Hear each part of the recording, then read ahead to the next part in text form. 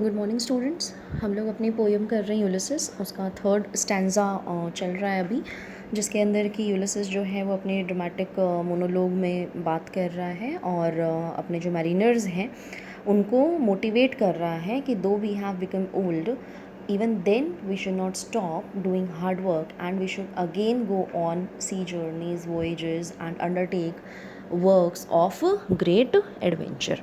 तो टोटल ये जो पोएम है एडवेंचरिज्म पे बेस्ड है। ही इज़ अ वॉन्डरर और वो वही चीज़ अपनी करना चाहता है, इसकी डिज़ायर वही है कि मुझे नॉलेज गेन करना है। तो ये अपने मैरिनर्स को बार बार ये चीज़ बोल रहा है, मोटिवेट कर रहा है कि ठीक है, कोई बात नहीं, तुम बूढ़े हो चुके हो, मैं भी बूढ़ा हो गया हूँ, लेकिन फिर भी जो है हमको अभी रुकना नहीं है, मृत्यु से पहले हमको रुकना नहीं है। और इथाका के बंदरगाह पे जो है शिप वो हमारा वेट कर रही है, वो तैयार हो रही है, हमारा वेट कर रही है कि भाई हम लोग वापस शिप पे, जर्नी पे जैसे हम लोग पहले जाया करते थे, एडवेंचर्स किया करते थे, युद्ध लड़ा करते थे, वैसे हम लोग दोबारा से वही चीज़ें करें। तो in these lines the poet says, come my friends, it's not too late to seek a newer world. Push off and sitting well in order smite the sounding furrows, for my purpose holds to sail beyond the sunset and the baths of all the western stars until I die. It may be that the gulfs will wash us down. It may be we shall touch the happy isles and see the great Achilles whom we knew। अब ये यहाँ पे क्या कर रहा है poet जो है टेनिसन, यूलिसिस के माध्यम से कहते हैं, Ulysses urges his mariners to come to go on sea voyages again as it's never too late to gain newer knowledge. अब ये यहाँ पे कह रहे हैं कि it's come my friends, he is calling his friends the mariners, he is calling his, Ulysses is calling his friends, mariners को कहता है कि मेरे दोस्तों चलो हम लोग दोबारा क्या है समुद्री यात्राओं पर जाते हैं। क्यों जाते? It's not too late to seek a newer world. Seek a newer world, a newer world से मतलब यहाँ पे क्या है, it is synecdoche. Figure of speech यहाँ पे क्या यूज़ हो रही है, सिनेक्टकी। ये मैं पहले भी आपको बता चुकी हूँ। इस फिगर ऑफ स्पीच में क्या होता है कि कोई एक छोटा सा हिस्सा जो है वो पूरे वस्तु को रिप्रेजेंट करेगा या फिर पूरी वस्तु जो है एक छोटे से हिस्से को रिप्रेजेंट करेगी। तो यहाँ पे क्या है, अ न्यूअर वर्ल्ड। न्यूअर वर्ल्ड से मतलब हुआ कि जो अब तक जगह इन लोगों ने नहीं देखी है। यूलिसिस और जो इसके मैरिनर्स हैं वो पूरा समय घूमते ही रहे हैं, युद्ध करते ही रहे हैं, बहुत लंबी लंबी समुद्री यात्राएं इन्होंने की है और बहुत दुनिया देखी है, लेकिन फिर भी दुनिया इतनी ज़्यादा बड़ी है कि अभी भी बहुत हिस्सा जो है वो इनसे छूट गया है, वो अनट्रेवल्ड रह गया है। तो अब ये अनट्रेवल्ड जो वर्ल्ड है उसको बोल रहा है अ न्यूअर वर्ल्ड। न्यूअर वर्ल्ड से मतलब हुआ एक नई दुनिया, एक नई दुनिया। लेकिन ये एक छोटा सा ही हिस्सा है। एक नई दुनिया मतलब आपको एक दूसरे आइलैंड पे चले जाते हैं जो अब तक आपने नहीं देखा है, वो भी आपके लिए एक नई दुनिया होगी, ठीक है। लेकिन इनका उद्देश्य तो किसी एक जगह पे जाना नहीं है ना, इनका उद्देश्य है घूम घूम के पूरी दुनिया को देखना, जो विस्तृत बहुत बड़ी दुनिया है उसको देखना, मतलब मल्टीपल आइलैंड्स को देखना, और वहाँ पे उनका कल्चर कैसा है, संस्कृति कैसी है, वेशभूषा कैसी है, लोग किस तरह से रहते हैं, लोगों की शक्लें भी बदल जाती हैं अलग अलग जोग्राफिकल लोकेशंस के अकॉर्डिंग, है ना। तो उस तरह से ये सारी चीज़ों को कंबाइन करते हुए क्या है, अ न्यूअर वर्ल्ड। तो यहाँ पे एक छोटा सा हिस्सा, a newer world is a small part which he is referring to and it refers to a very large part, ठीक है। तो इसलिए यहाँ पे क्या है, सिनेक्डकी का प्रयोग कर रहा है। और ये चीज़ अ न्यूअर वर्ल्ड जो है ये मेटाफर भी है, ठीक है, क्योंकि बस कवि ने एक शब्द अ न्यूअर वर्ल्ड बोल दिया, लेकिन इससे सिर्फ वो दुनिया का मतलब जोग्राफिकल लोकेशन से नहीं है कि ये उस नए टापू पे चले गए या कोई नए शहर में चले गए और देख लिया। यहाँ पे सारी चीज़ें आती हैं क्योंकि इनका एम क्या है, नॉलेज गेन करना। तो यहाँ पे टोटल चीज़ें आएंगी, जैसे कि सभ्यता कैसी है, वहाँ की संपूर्ण सभ्यता कैसी है, संस्कृति कैसी है, लोग किस तरह से रहते हैं, शासन व्यवस्था कैसी है ना, वहाँ की सुरक्षा की व्यवस्था कैसी है, किस तरह के औजार वगैरह और वो सारी चीज़ें लोग यूज़ करते हैं, किस तरह से आवागमन का साधन क्या है। तो ये सब चीज़ों को कंबाइन करता है, इसके कारण यहाँ पे ये क्या है, मेटाफर भी है। Then he says, push off and sitting well in order smite the sounding furrows. अब पुश ऑफ का मतलब अपने आप को धक्का दो। अपने आप को धक्का दो means you push your self, अपने आप को मोटिवेट करो। ये अपने मैरिनर्स को अर्ज कर रहा है, he is urging his mariners and telling him, motivating him कि भाई तुम खुद को मोटिवेट करो, खुद को ये चीज़ कहो कि नहीं नहीं हमको ये हार्ड वर्क करना है, हमको ये मेहनत का काम करना है। ये मत सोचो कि भाई हम बूढ़े हो गए इसलिए हम अब कुछ कर नहीं सकते, ऐसा कुछ भी नहीं है। You push your self and sitting well in order smite the sounding furrows. Smite मतलब अटैक करना, टू स्ट्राइक, अटैक करना। और अच्छे से क्या करो, अटैक करो। किस पे अटैक करो? The sounding furrows. अब दिस इज़ फरोज। सबसे पहले बात करते हैं फरोज। फरोज का मतलब क्या होता है? जब पहले आपको पता है कि भाई आवागमन जो भी हो रहा था वो नाव के माध्यम से, शिप्स के माध्यम से, जहाज़ों के माध्यम से हुआ करता था। तो जब जहाज़ चलना शुरू करते थे, ठीक है, पानी में चलना शुरू करते थे समुद्र में, तो वो जैसे जैसे आगे बढ़ते थे तो पीछे एक रेखा सी खींचती जाती थी, मतलब एक तरह का ट्रैक बन जाता था, एक रास्ता बन जाता था। हालांकि वो कुछ देर बाद, क्योंकि पानी है तो वो मिटेगा, ऑब्वियसली इट इज़ अंडरस्टूड, वो मिटता है। धरती पर तो नहीं मिटता है, वो तो बना रह जाता है, लेकिन पानी में क्या है, वो मिट जाता है। तो वो मिट जाता है, लेकिन फिर भी वो एक ट्रैक बना तो सही, इन्होंने बनाया तो सही। तो ये बोल रहा है कि you again strike the sounding furrows. और जैसे जैसे शिप आगे बढ़ती थी तो वो यहाँ पे ट्रांसफर्ड एपिथेट भी है, क्योंकि शिप आवाज़ करते हुए बढ़ेगी पानी में, ठीक है। वो होगा, घर्षण होगा पानी का और शिप का जो मटेरियल है उसमें घर्षण के कारण आवाज़ होती है, तो वो आवाज़ करते हुए आगे बढ़ती। तो ये कह रहा है कि जो ट्रैक बनता था वो आवाज़ करता था, ट्रैक आवाज़ नहीं करता है, शिप आवाज़ करती है और घर्षण के कारण आवाज़ होती है, ठीक है। तो this is transferred epithet and this phrase, ये जो फ्रेज है the sounding furrows, it stands it encompasses metaphor also. यहाँ पे मेटाफोर भी है, फिगर ऑफ स्पीच हमारी। तो इसका मतलब क्या है मेटाफोर के अकॉर्डिंग? अब फरोज का मतलब अब तक समझ गए हैं कि पानी में नाव के चलने के द्वारा बने गए निशान या रास्ता। तो बेसिकली पॉइंट ये कह रहा है, यूलिसिस अपने मैरिनर्स को मोटिवेट करते हुए ये कह रहा है कि जिन रास्तों पर हम पहले चला करते थे, शिप आगे बढ़ती है और हम लोग चला करते थे, बहुत लंबी लंबी समुद्री यात्राएं किया करते थे, बहुत मेहनत के हम काम किया करते थे, युद्ध लड़ा करते थे, और हमेशा शिप पर ही घूमकर हमारे द्वारा मेहनत का काम किया जाता था। तो वो दोबारा अपने मैरिनर से ये अर्ज कर रहा है कि तुम दोबारा उन्हीं रास्तों पर चलने के लिए, उन रास्तों पर अटैक करने के लिए, अटैक करना मतलब उस पर वापस चलना, तो उस पर अटैक करो, उन रास्तों पर वापस चलो और ये काम करने के लिए स्वयं को पुश करो, अपने आप को मोटिवेट करो और अपने ओर्स, नाउ ही सेज कि अपने ओर्स, अपने पतवार से उन रास्तों पर हमला करो, अटैक। अब ये कह रहा है कि भी स्माइट द साउंडिंग फरोज, तो स्माइट मतलब अटैक करना।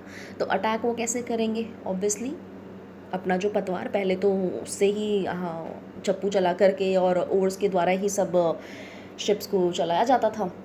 तो वो ये कह रहा है कि अपने पतवार से उन रास्तों पर हमला करो, मतलब दोबारा समुद्री यात्राओं पे तुम मेरे साथ चलो।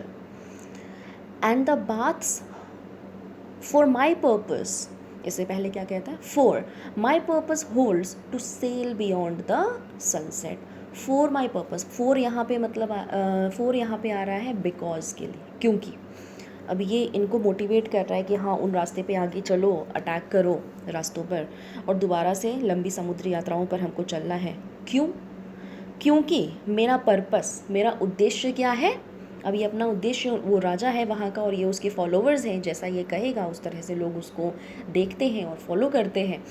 तो क्योंकि मेरा उद्देश्य है to sail beyond the sunset. Sunset मतलब जब पहले ज़माने में लोग, सनसेट मतलब सूरज का डूबना, सूर्यास्त का समय, तो अंधेरे में तो वो कैसे जाएंगे, क्योंकि उनको रास्ते का पता नहीं चलता था, तो वो अंधेरे में ट्रैवल नहीं करते थे, वो इस चीज़ से डरते थे। तो ये यहाँ ये बोल रहा है कि क्योंकि मेरा उद्देश्य है कि मैं सूर्यास्त के बाद भी जाना चाहता हूँ। सेल करना मतलब जर्नी करते रहना। मैं सूर्यास्त से डर के बैठना नहीं चाहता, मैं बस चलते ही रहना चाहता हूँ। अब यहाँ पे ये चीज़ मेटाफर, ये तो लिटरल मीनिंग हो गया। Symbolically it means to sail beyond the sunset, यहाँ पे मेटाफर है। सनसेट जो है वो ओल्ड एज को रिप्रेजेंट कर रहा है। Sunset is representing old age. एक पार्ट ये बनेगा, मेटाफर है दो तरीके से। पहले तरीके से कि भाई ये ओल्ड एज को रिप्रेजेंट कर रहा है कि मेरा पर्पस है कि मैं बुढ़ापे का बहाना लेकर के यहाँ बैठना नहीं चाहता, यहाँ राजपाट का ये जो मोनोटोनस सा काम है मैं इसको करने में एकदम इंटरेस्टेड नहीं हूँ। मुझे, बेशक मैं बूढ़ा हो गया हूँ लेकिन फिर भी बुढ़ापे में भी मैं वो सारे काम करना चाहता हूँ जो मैं मेहनत जितनी मैं पहले किया करता था, जो जितना मैं कर्मठ था, वो मैं वही सारे काम दोबारा करना चाहता हूँ। I want to work very hard and I want to go on adventures and travel across the whole world despite my old age. उससे डर के मुझे बैठना नहीं है, मुझे उससे कहीं आगे जाना है। एक ये मेटाफर है दूसरे कॉन्सेप्ट में कि it also represent the beyond the known universe. Beyond the sunset का मतलब यहाँ पे आप यूनिवर्स से भी लगा सकते हैं कि जो जिन रास्तों पर जाने से लोग डरते हैं या जो अननोन वर्ल्ड है जहाँ पे लोग नहीं गए हैं, जो अननोन हिस्सा है जो अब तक जाना नहीं जा सका है ब्रह्मांड का, मैं वहाँ पर भी जाना चाहता हूँ, मैं रुकना नहीं चाहता। And the baths of all the western stars until I die and the baths of all the western stars। अब यहाँ पे ग्रीक माइथोलॉजी को ये रिप्रेजेंट करेगा। इस पैराग्राफ में काफ़ी ज़्यादा रेफरेंस अभी आएगा ग्रीक माइथोलॉजी से रिलेटेड, तो वो हम बात करेंगे। ग्रीक माइथोलॉजी में बाथ्स ऑफ ऑल स्टार्स क्या होता है? It is the place where the stars seem to take bath और डाइव इन द ओशन। ठीक है, एक ऐसी जगह पूरे समुद्र में, जो समुद्र है, जो सागर है, वो बहुत विशाल होता है, बहुत ही ज़्यादा बड़ा होता है, अथाह है, कहाँ से कहाँ मिल जा रहा है हम उसको नाप नहीं सकते हैं। तो ग्रीक पीपल ये मानते थे कि इस अथाह सागर में, अथाह समुद्र में एक ऐसी जगह होती है जहाँ पे जो तारे हैं, स्टार्स, जो तारे हैं वो आकर के ओशन में, समुद्र में गिरते हैं, उसमें मतलब डाइव करते हैं। डाइव करना मतलब डूबना, तो उसमें डूबते हैं तो ऐसा लगता है जैसे वो उसमें नहा रहे। समुद्र में क्या कर रहे हैं? तारे नहा रहे हैं। Baths of all western stars, it is a body of water where the stars rest. यहाँ पे क्या ऐसा माना जाता है कि तारे जो हैं वो आकर के यहाँ रेस्ट करते हैं। Greeks believed it's surrounded the earth, और ये जो ग्रीक पीपल हैं उनकी माइथोलॉजी में वो लोग ये मानते हैं कि ये जो पूरा हिस्सा है ये अर्थ को क्या करता है? सराउंड करता है। तो ये कह रहा है कि मैं उस हिस्से से भी आगे जाना चाहता हूँ। वो आज तक बहुत ही ऑब्वियसली बहुत, क्योंकि ये माइथोलॉजी का कॉन्सेप्ट है, ऐसा था नहीं था इस पे हम बात नहीं कर सकते। वैसे भी लिटरेचर जो है वो कल्पना से परिपूर्ण होता है, कल्पना के ऊपर ही बेस्ड है, it is based on imagination only. तो यहाँ पे ये कह रहा है कि मेरा उद्देश्य क्या है, ये इसके उद्देश्य का हिस्सा है, क्योंकि इसने बोला ना कि भाई हमको आगे जाना है, अटैक करना है, दोबारा हमको समुद्री यात्राओं पर जाना है, ये उनको मोटिवेट कर रहा है। अब क्यों? क्योंकि मेरा उद्देश्य है कि मैं सनसेट से भी आगे जाऊं, है ना, जो ओल्ड एज की परिकल्पना है, मैं उससे आगे जाऊं, जो जितना लोग अभी जान चुके हैं मैं बस वही जान के नहीं रहना चाहता, मुझे और ज़्यादा नॉलेज गेन करनी है, मैं उससे आगे जाऊं। And the baths of all the western stars, और जो ये परिकल्पना की गई है कि हाँ भाई यहाँ पे स्टार्स रेस्ट करते हैं, तो बहुत सारे लोग जाते होंगे और वो वहाँ मान लीजिए पहुँच गए, फिर वो वहीं रेस्ट करने लगते हैं कि हाँ हम यहाँ तो आ गए, अब ये अंत हो गया, हमने बहुत कुछ गेन कर लिया, अब हमको कुछ नहीं करना।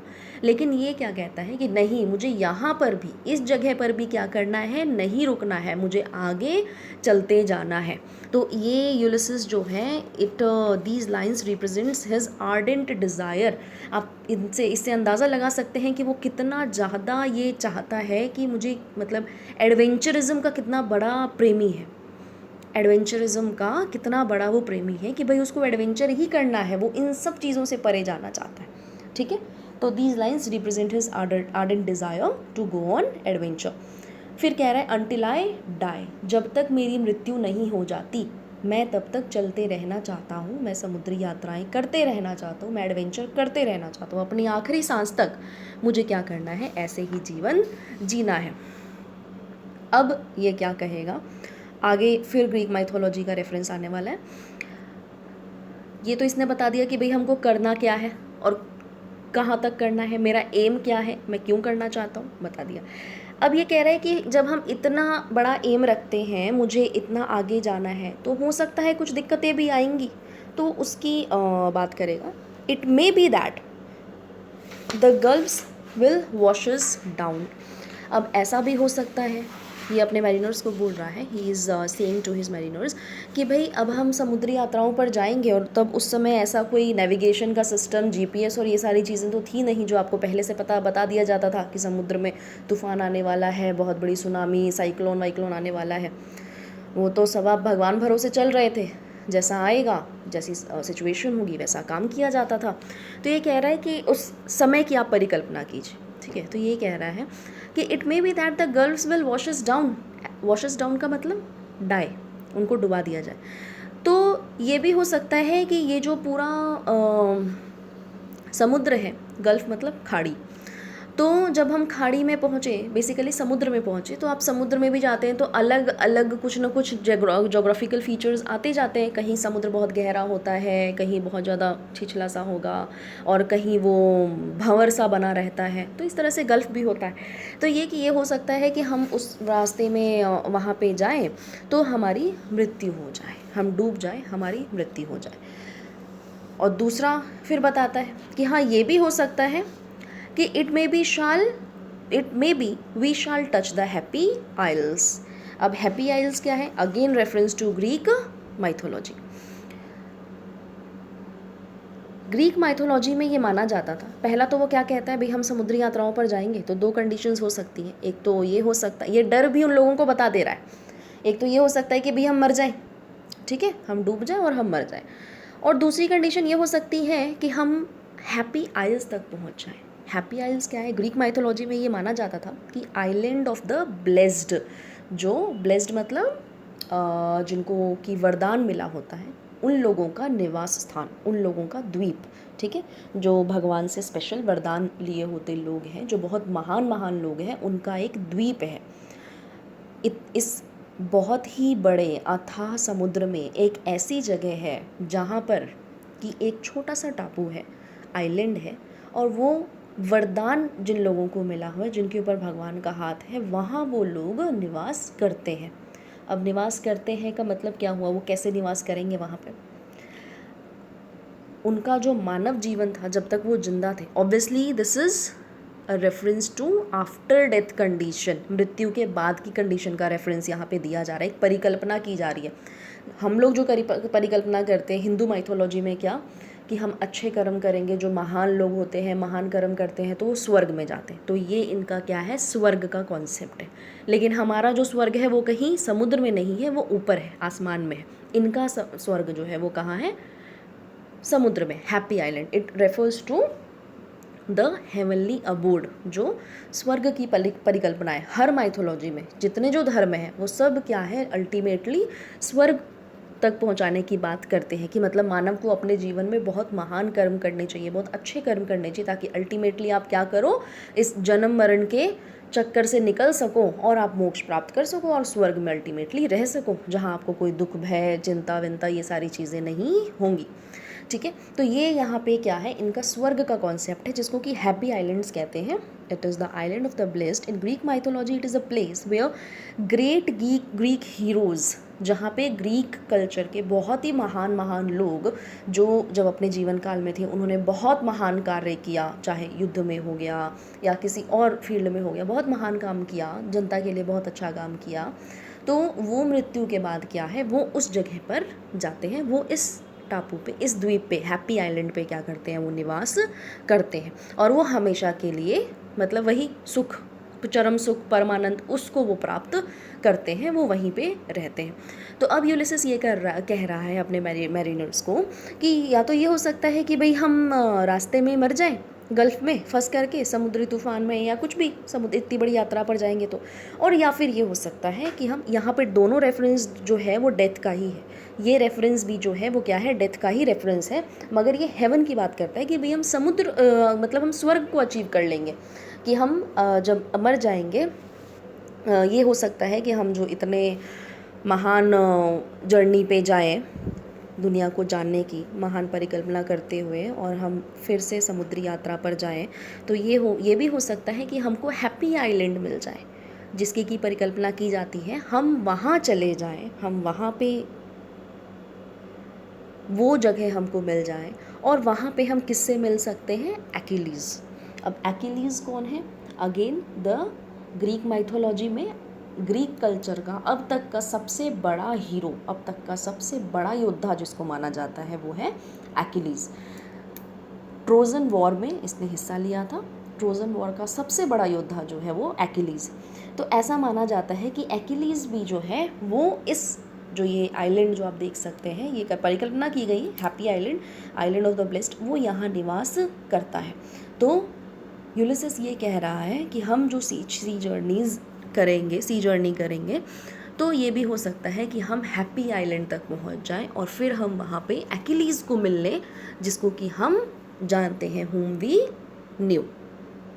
ठीक है, टोटल ये जो लास्ट यहाँ पे जो 5-6 लाइन्स हैं, यहाँ पे ग्रीक माइथोलॉजी का रेफरेंस है, और I hope you all have understood this. और ये जो पोएम है या इस स्टैंजा में बेसिकली ये हाईली मोटिवेशनल बात कहता है, हाईली इंस्पिरेशनल बातें कहता है, और डेथ को भी सरपास करने की बात कह रहा है। यहाँ पे कवि को कोई डेथ से उसको डर नहीं है, मृत्यु का उसको भय नहीं है, हाँ बेशक मृत्यु हो जाए, लेकिन वो स्वर्ग की परिकल्पना की बात कर रहा है, हेवनली अबोर्ड की बात कर रहा है। ठीक है, तो दिस इज़ माइथोलॉजिकल रेफरेंस बहुत हाई है। फिगर्स ऑफ स्पीच में आपको बता ही चुकी हूँ क्या क्या यहाँ पे यूज़ हुआ है।